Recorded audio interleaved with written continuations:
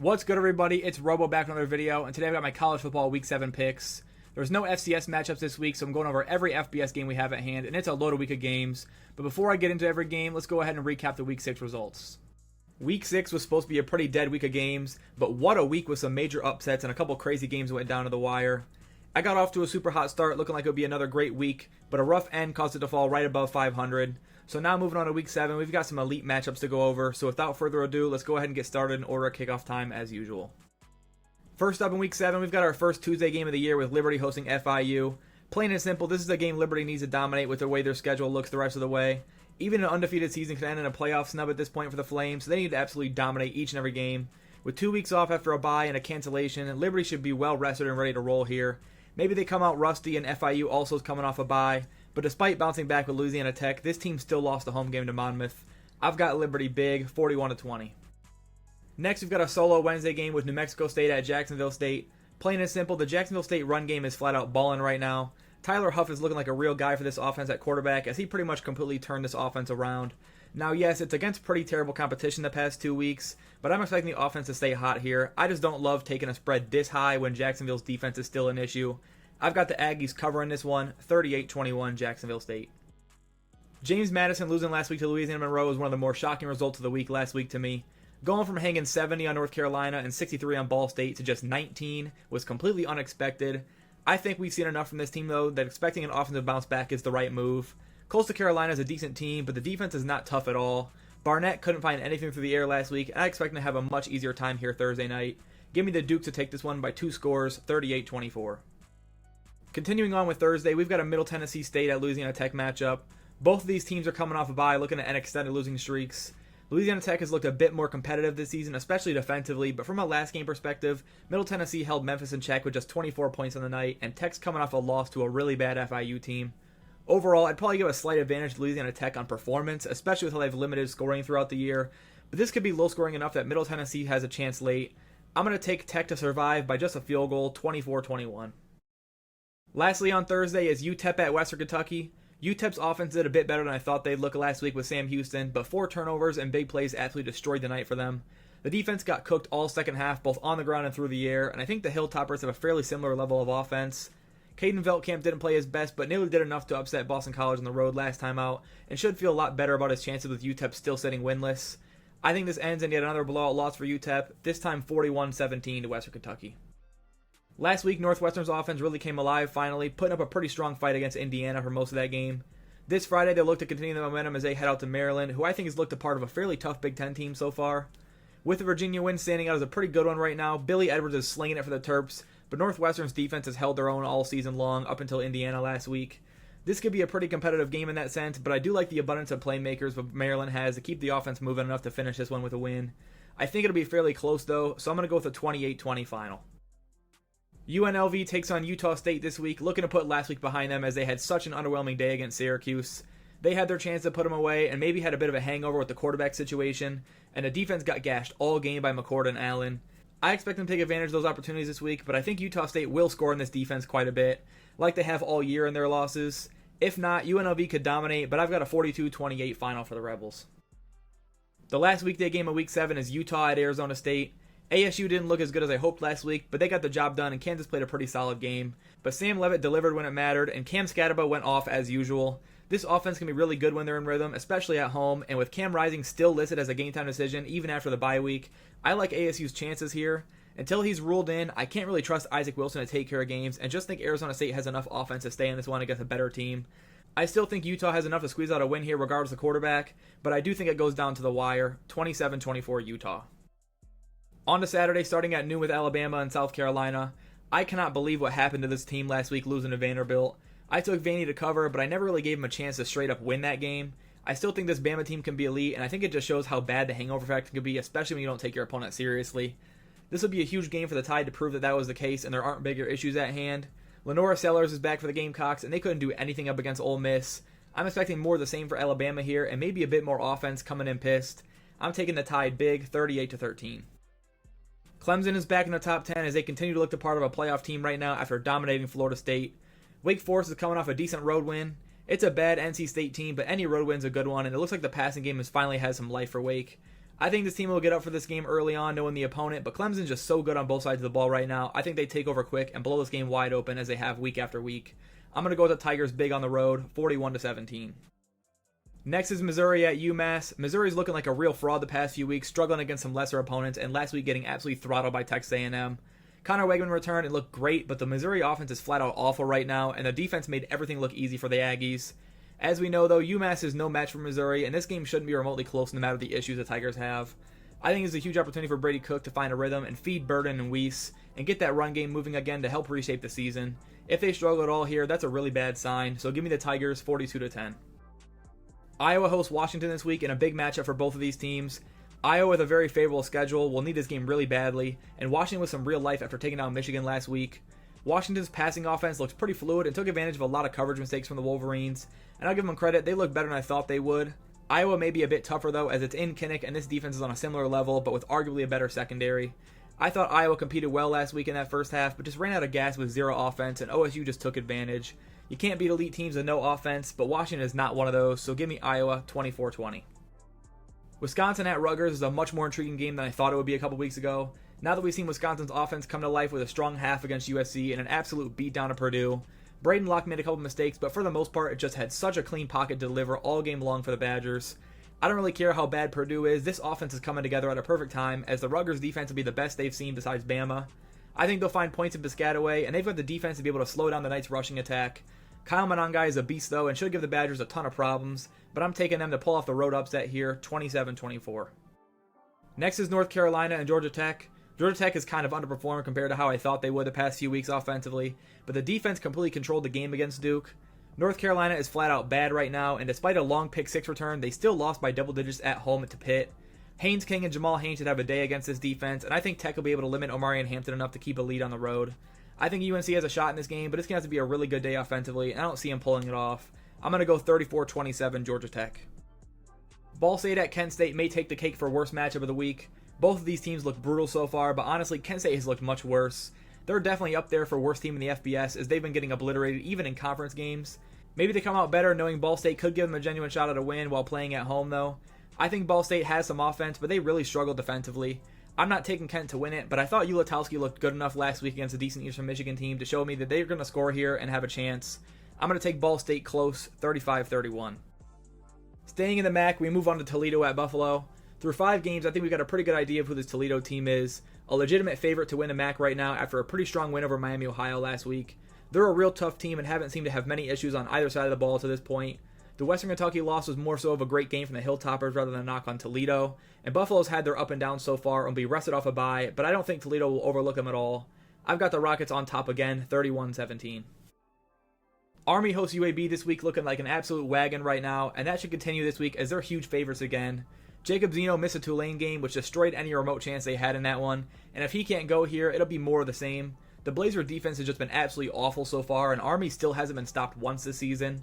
If Zeno doesn't go, I don't see Kitna giving them any chance. Even if Zeno plays, I don't see UAB sticking around that long, so give me the Black Knights 41-10.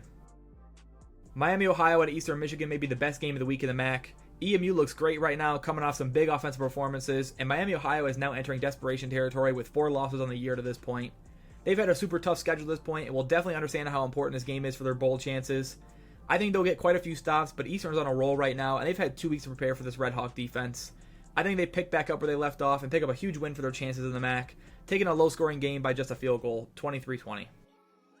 On to the Red River rivalry. It's Texas and Oklahoma, with Texas entering this one as pretty huge favorites. This game's almost an elite one, always, no matter how much the talent gap or how the team looks throughout the season, which makes it such a fun rivalry to track year after year. This season, this Texas team looks unstoppable, and Oklahoma's been pretty sluggish. We've seen a crazy season so far, and I will never put it past Oklahoma to show up in this game. Quinn Ewers should be back at quarterback, and Michael Hawkins Jr. will get the nod for the Sooners. This would be an unbelievable way to start a legacy at Oklahoma if he were to pull this one off, but I do think the Sooners fall short here, and Texas wins a bit of a closer game. I'm going to go 31-21 Horns. Penn State USC lost a lot of juice this week after USC's upset loss to Minnesota. One I wasn't really expecting much at all, but they completely shut down USC's offense and made some huge plays to pull that one off. It's been a rougher welcome to the Big Ten than USC had hoped, but this team's still talented and now has their backs up against the wall. They've got a great Penn State team coming to town with an elite defense, but an offense that's kind of sputtered throughout the year, only scoring 21 at Illinois before last week's bye, and obviously a passing game that's still lacking a bit. This is a huge chance for USC to bounce back if they limit them enough, but right now it's hard not to see Penn State coming out with a win here. I trust them more in close games no matter where it's at, so give me Penn State 27-24. Next up is Notre Dame taking on Stanford. Stanford looked just completely uncompetitive last week in the blowout loss to Virginia Tech, a game they were playing at home and they still didn't show up for in the slightest. Notre Dame is obviously a rival and a game they definitely can get up for, but off of a bye week, Notre Dame should be more than focused and ready to dominate just an outmatched Stanford team. This spread's a little high for a rivalry game to me, but with how bad Stanford's offense has looked and knowing how Notre Dame can play when they're at their best, I like the Irish to win big, 38-10. Pitt will host Cal this week in what could be a great game in the ACC. Eli Holstein continues to impress week in, week out right now, absolutely dominating North Carolina's defense last week besides that pick six. And we'll see how Cal responds to last week's pitiful collapse to Miami. They impressed me a lot in that game, but you have to feel like that one could linger for a while. Regardless, the Pitt offense versus the Cal defense is going to be a really fun matchup to watch as both units have looked great this season. I think Cal does come out hungry to put that loss beside them and give Pitt a big test, but I really like how Pitt's playing right now. I'm going to take them again here close, 31-27. Next up is Purdue at Illinois. Purdue's had such a tough time this season with a pretty tough schedule early on, and they've lost some really ugly games, including last week's beatdown by Wisconsin.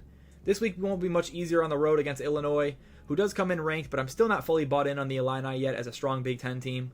Regardless, though, they should still have little to no problems picking up a win here, as Purdue is really struggling right now. I think the Illini defense will control this game for the majority of it, but I just don't know about a 3-touchdown margin. Illinois can definitely score, but if Purdue finds points, they'll need to really impress here to cover. I'm going to go with a 30-13 final. Louisville heads to Virginia this week, coming off a loss to simply the hotter team and maybe even the better one in SMU. That offense is legit and finally settling in now, so I'm not knocking Louisville too much for dropping that game. Virginia comes into this one after a big win over Boston College. Definitely a different team than we saw the first few weeks, but still a strong win to move to 4-1 on the year now. This now becomes a huge game for both teams looking to stay alive in the ACC race, but I definitely feel like Louisville still has the advantage in this game on both ends. I doubt Ashton Gelati is held to nothing again this week, as his impact is definitely needed here. I'm going to take the Cardinals 31-20.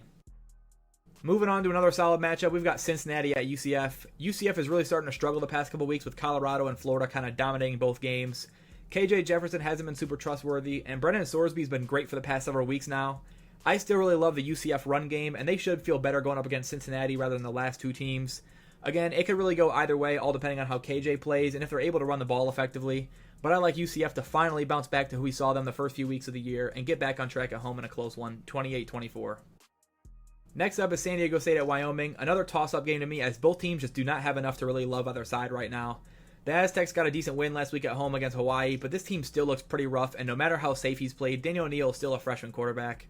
Wyoming's still a really bad team, but they're at home with an extra week of prep time and finally got in the win column 2 weeks ago against Air Force. It's hard to say either team has a clear advantage here, so give me Wyoming to show up defensively to make it 2 straight with another win close at home, 24-21. Continuing the theme of Old Dominion games, we've got another tough one to pick as they hit the road at Georgia State. As I mentioned, Old Dominion has battled in so many close games this year, upsetting Bowling Green and hanging with Coastal and East Carolina, as well as even South Carolina. Georgia State's had a weird year themselves, beating Vandy at home, but also coming off a blowout loss to Georgia Southern. I like to think that a loss that bad to a rival would mean they'd be coming this one fired up after a week off. Carter Valou has played well enough outside of last game for me to trust he'll have a better day here. I like Georgia State to come out with a close win here, 33-27. Back to the MAC, we've got Akron at Western Michigan this week, and I still can't really get an accurate read of what this Western team really is. From hanging with Wisconsin and a decent Marshall team to giving up 31 to Bethune-Cookman and nearly being upset by Ball State. They've been a bit all over the place, but I still think they definitely stand out as a better team in this matchup. Akron sits at 1-5, getting blown out 4 times so far, and I think Hayden Wolf has played clean enough football to suggest turnover shouldn't be a problem this game for Western. At home with a chance to get back to 500, give me Western Michigan to win and cover here, 35-20. Bowling Green disappointed me again last week, not being able to cover as road favorites at Akron, but nonetheless, I still think Bazelak and Fannin looked a part of one of the best duos in the MAC. Terrion Stewart looks to be back in the lineup this week, which would be a big boost to the run game, and I think recent weeks have kind of shown NIU's win over Notre Dame was really fluky. They're definitely a solid MAC team, but not even close to a true Group of 5 contender to me, and I think Bowling Green being favored at home makes a lot of sense. I think with Stewart coming back, the offense will look sharp enough to score on a pretty solid defense. I've got the Falcons taking this one 27-21. Friday's Memphis at South Florida game got moved to Saturday afternoon. Both of these teams got a well-timed bye week after 2 really sluggish performances. USF getting crushed by Tulane and Miami, and Memphis getting smacked by Navy and struggling to take care of Middle Tennessee. I think regardless from what we've seen, Memphis has a clear advantage with talent, but the question is will they show up on the road, and how will Byron Brown and South Florida look after the bye? We've seen them dominate lesser teams in the past, and even this season, but when up against great teams, it's just been ugly. Memphis is going to be yet another tough task for the Bulls to deal with. I think we see a decent amount of offense here, but Memphis settles in and takes it by 10 on the road, 34-24. Arizona continues to be a real confusing team this season, falling at home to Texas Tech last week with really nothing going for them offensively early on and a ton of unfinished drives late. This same team beat Utah with ease on the road, but also got hammered by Kansas State. It's just a lot of randomness with how they play week in and week out. So again, on the road against a great BYU defense coming off a bye week. I like BYU to continue Arizona's slide this season. Retzlaff shouldn't have too hard of a time scoring on Arizona, and I just trust BYU defensively enough to make Fafita make tough throws, which could lead to some takeaways. I think there's a chance BYU wins this one big, but with respect to the weapons Arizona has, I'll go with a closer prediction, 30-24 for BYU. Ohio at Central Michigan's yet another tough MAC matchup to pick from. I haven't been a big fan of either of these teams so far. Ohio's looked decent here and there, but this is their first road conference game. Both teams are coming off a bye week, so we'll see who made better adjustments in this one. And for what we've seen, I just feel like Central's offense is a better shot to step up here and get the win. Outside of the FIU disaster game, Joey Lavis has been decent, and the run game can really get rolling at times. I don't think Ohio has a strong enough unit to completely shut down Central on the road, so give me the Chips close, 27-24. Georgia's offense still has its issues, as we saw again last week, struggling early with Auburn, and it wasn't until a late third, early fourth surge that they put that game away. And even still, they didn't look that great in the process. This week should be a different story, though, as Auburn wasn't great, but it's certainly a different team than Mississippi State has been. This can be a perfect opportunity for Georgia to get things going in a big way and put up 40, maybe 50 points at home. Toledo and Florida had no issues doing so, and Texas put up 35 with Arch at quarterback. So I'm fully expecting Georgia to roll in this one, 45-10. Colorado State, San Jose State could be an incredibly slept-on game this week. I thought San Jose underwhelmed their win over Nevada last week, and Colorado State finally came together thanks to a reappearance from Torrey Horton, who's finally healthy. They nearly pulled off the upset over Oregon State, and the offense has some life finally. Both of these quarterbacks have had great performances, more so Emmett Brown this season, but we've seen Nicolosi ball out in the past. I think Horton being back adds so much to CSU's offense that they'll be able to match anything San Jose State does in this game. And because of that and some defensive returners, I'm going to take them to win this one at home by 3, 31-28. ULM picked up an unbelievable win over James Madison last week that came out of nowhere to me, so props to what Bryant Vincent is doing down there. They didn't have General Booty and got pretty below average play out of Aiden Armenta and still won that game thanks to the defense, limiting JMU to just 19 points after several weeks of elite offense. On to this matchup, though, they're hosting Southern Miss in a potential hangover spot, who looked a lot better last week against Louisiana, but still have been awful on the road so far. Again, I can see this being a tougher than the ULM would hope, but with a spread under a touchdown, I just think they've shown enough for me to trust them. I've got ULM by 10, 27-17. Another big upset last week came with Tennessee falling to Arkansas. Another shocker to me as Tennessee's offense completely died last week after looking virtually unstoppable early on this year. This week they'll host Florida, and this game looks a bit different than a couple weeks ago. I thought Florida looked pretty solid in their win over UCF last week, and as of late, Graham Mertz has been really sharp, and DJ Lagway is not missing his opportunities either. They've gotten into a decent rhythm, and the defense shut down UCF to just 13 points. Tennessee is obviously a different beast, and will come into this one pissed off after the loss, but it wouldn't shock me to see Florida score enough to hang around. I'm going to take the Vols to win at home, though, 31-17. Air Force at New Mexico is another ugly matchup. Air Force has looked so bad this season with little to no offensive pulse, and New Mexico's defense cannot get stops whatsoever.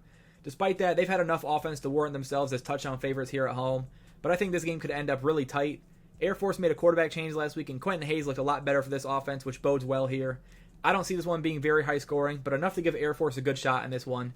They're just so bad right now, I can't take them to win outright on the road. But I'm not going to lay a touchdown with New Mexico here either. I think Hayes gets the Falcons a field goal range quite a lot in this game, so give me a 28-23 final for the Lobos. Washington State at Fresno State should be a really fun watch with John Mateer and an elite offense coming in to play a Fresno State team that I thought was a legitimate G5 contender prior to the UNLV matchup. A couple bad performances from both of these teams has kind of shaded this game a bit, and it's a tough game to pick as we've seen highs and lows with both of these teams. But I've seen more out of John Mateer and Wazoo's offense this season to trust they can handle another tough road test and outlast Fresno State here in what could be a pretty high-scoring game. Give me Washington State 34-28 here. Texas State hosts Arkansas State this week after manhandling Troy last Thursday.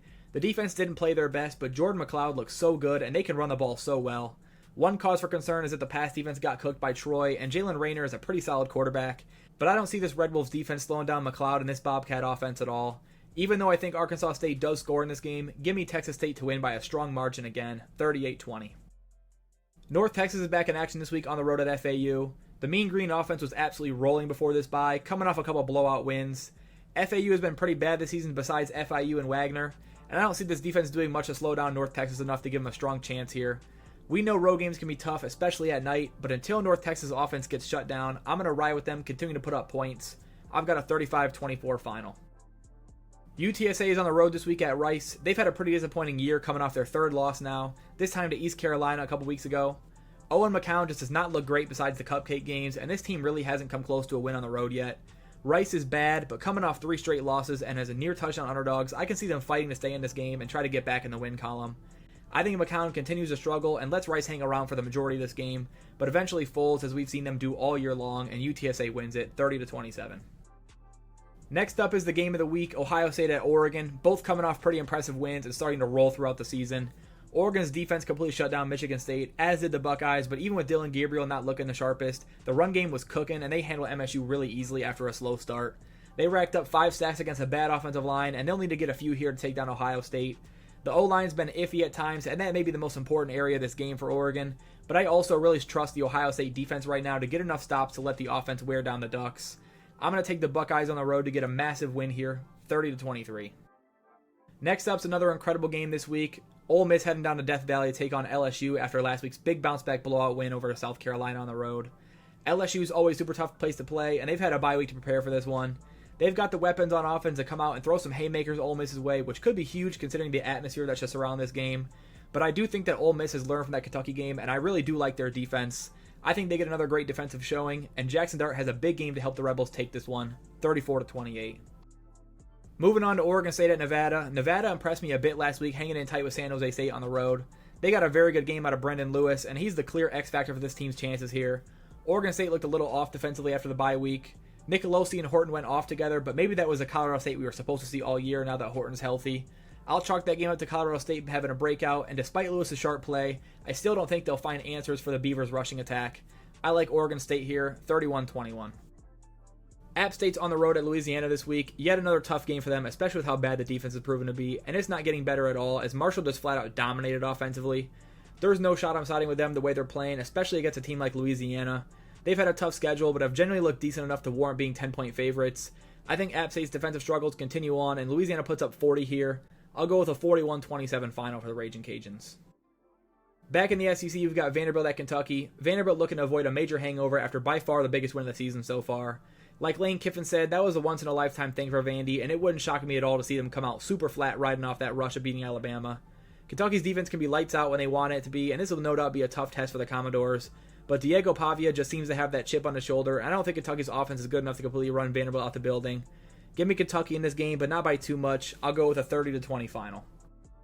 What a game from West Virginia last week, going into Oklahoma State and pretty much dominating them. That could be more of a sign of how rough the Cowboys have looked, but regardless, I think we're starting to see the West Virginia I expected to see earlier in this season. They looked really good on both sides of the ball, honestly, and are back home this week taking on number 11 Iowa State.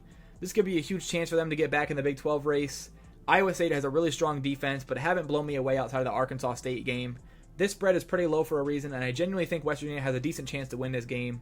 As long as they can limit Rocco Becht, I think Garrett Green can extend some drives to score some points and win this one.